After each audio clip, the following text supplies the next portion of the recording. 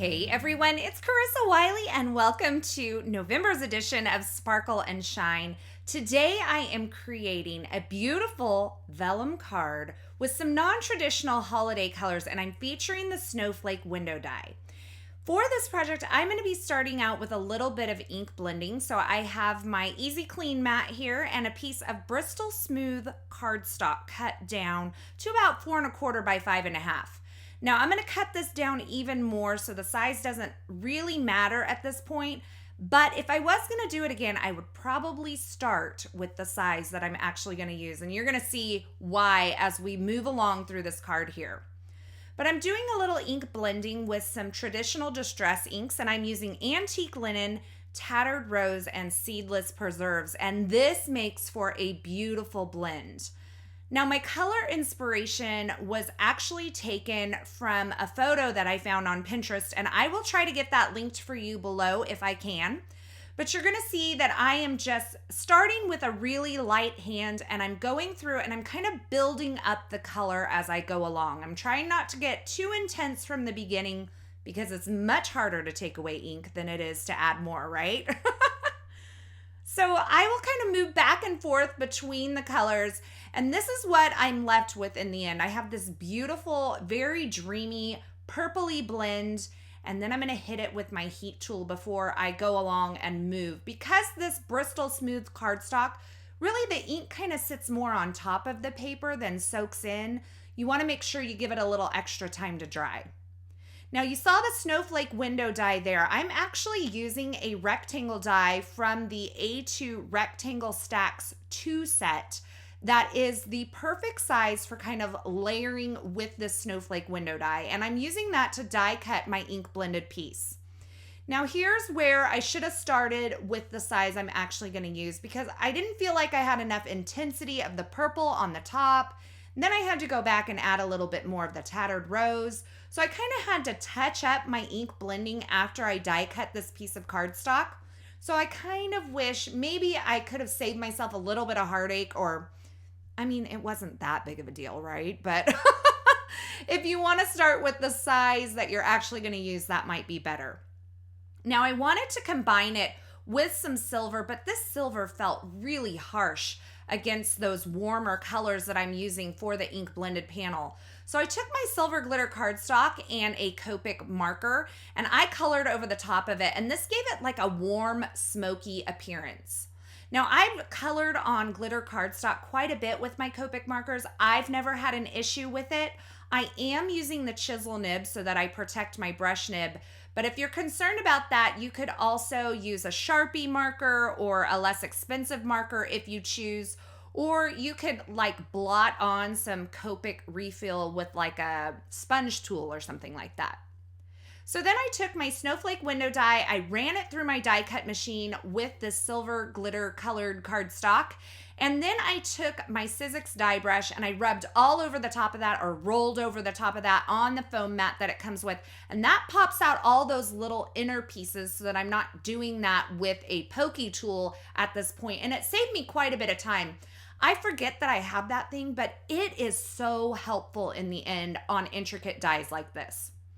So now I'm taking my glitter die cut, I'm adding some liquid adhesive to the back, and I am going to layer this over that ink blended panel that I created. Then I'm going to add a heavy acrylic block on top of it, and I'm going to set it aside to dry. Now while that's drying, I'm going to work on my sentiment strip. I'm making this a thank you card. I kind of wanted to give you a winter card inspiration that wasn't like super Christmassy. Now this would be a perfect card to use for after the holidays to make for your holiday thank yous, or throughout the winter months, because it really doesn't scream Christmas. It just has those snowflakes on it. So I took some gray cardstock and I die cut my vertical hearts in a row banners from that gray cardstock. And now I am taking a thank you sentiment, and I believe this is from the Yay set, and I'll get that linked below. And it's just a really simple thank you sentiment. I prepped the surface of my cardstock. I stamped my sentiment in some Versamark ink, and now I'm adding some Brutus Monroe penny embossing powder. And it is a really pretty like coppery kind of rosy gold. And that was also pulled from my inspiration piece that I found on Pinterest as well. So once I have that heat embossed, I'm going to go ahead and start assembling. And I added some fun foam to the back of my ink blended panel there. And I'm going to add it on to a piece of white colored cardstock here. And this rectangle was cut with that same A2 rectangle die set. It's just 1 or 2 larger than the one that I used for that ink blended panel. Then I'm going to take my sentiment strip and I'm going to adhere it on with some foam adhesive, and it kind of goes off that right edge. Then I'm going to create my card base, and my card base is going to be vellum today. Now this is a heavyweight vellum.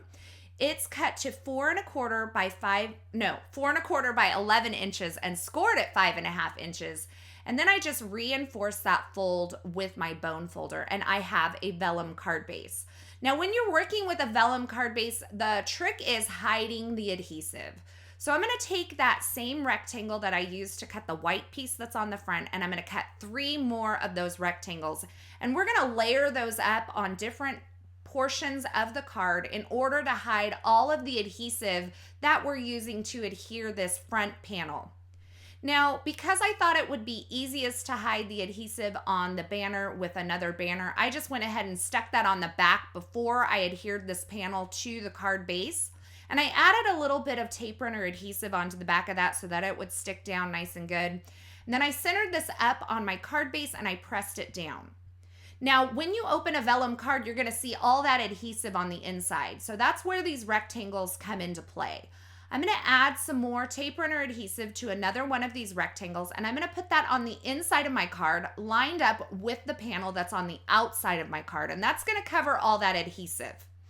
I'm going to take another one of these white rectangles. I'm going to add some tape runner adhesive. I'm going to line it up with the one that's on the inside, but this time I put the adhesive face up, and I place that on the inside of my card, and that gives me a place to write my message. Now, to cover the adhesive that's showing on the back of the card, I'm going to take 1 more of those rectangles, add some tape runner adhesive to that, and I'm going to put it on the back of my card. So I used a total of 4 of these white rectangles, and that hides the adhesive and gives me a place to write on the inside of my card. And I think that it is so much fun and unexpected to create a card base using vellum, and it gives this kind of snowy thank you card a really ethereal look, in my opinion.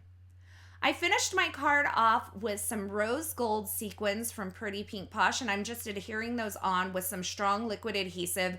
And now I have a beautiful winter themed thank you card inspired by a color palette and some Christmas decorations that I found on Pinterest, and I absolutely love this ink blend. I think it is one of my favorites, and I'll probably be doing it a lot in the future.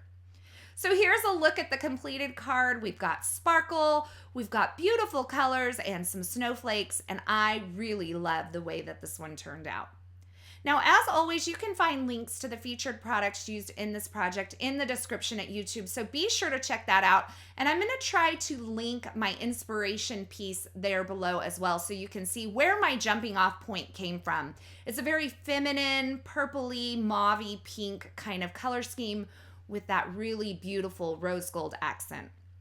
Thanks for stopping by today. I hope you enjoyed this project, and I hope you'll give it a try yourself. If you did, be sure to give this video a thumbs up, and don't forget to subscribe to the My Favorite Things YouTube channel so you don't miss any of the fabulous card making and paper crafting video tutorials here. As always, thanks for watching, stopping by, and hanging out with me today. Happy holidays, and until next time, I hope you have a fabulous day.